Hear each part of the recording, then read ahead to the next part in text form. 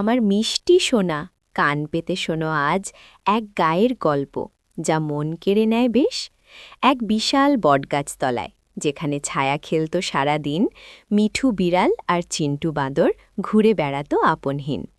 একদিন সকালে ঝলমলে রোদে এক মজাদার রুটি তারা পেল। সোনারঙা গোল পড়েছিল মাটিতে, দেখে মন আনন্দে দুলে উঠল। মিউ মিউ বলে মিঠু লাফিয়ে উঠল সবেগে, এই গরম তাজা রুটিটা আমিই খাবো আগে। হু হু বলে চিন্টু ডালে নেচে ওঠে, না রে ছোট্ট বিড়াল, এই রুটিটা আমার বটে। তারা টানল আর হেঁচড়াল, মুখটা করে ভার, সেই বেচারা গোল রুটিটা উল্টানোর মুখে। আর ঠিক তখনই এলেন কৃষ্ণ, মুখে উজ্জ্বল হাসি, তার ময়ূর পালক ঝিকমিক করে সোনার আলোয় ভাসি। এত জ্ঞানী আর বুদ্ধিমান, তার শক্তি কত চমৎকার। ছোট ছোট পায়ে দেখতে পেলেন সমস্যার পাহাড় ভার। মিঠুকে আর চিন্টুকে দেখে এত গোলমাল করে, এ তো ঠিক নয়, ভাবলেন কৃষ্ণ, ভালো উপায় আছে করে।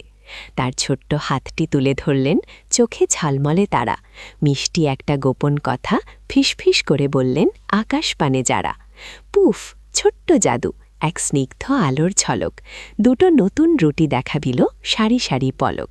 একটা মিঠু বিড়ালের জন্য নরম গরম মিষ্টি, আর একটা চিন্টু বাঁদরের জন্য দারুণ আনন্দের সৃষ্টি। মিউ বলে মিঠু থাবা চাটল সুখে, হু হু বলে চিন্টু খুশি ভরা মুখে।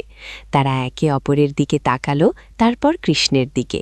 ভাগ করে খাওয়া অনেক ভালো, বুঝল তারা ঠিকই দেখে।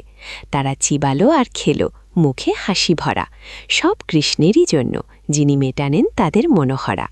আমার ছোট্ট সোনা, মনে রেখো, কৃষ্ণের মতোই ভাগ করে খেও, কারণ দয়া আর বন্ধুত্ব সব জায়গায় পাবে, যেখানেই যেও।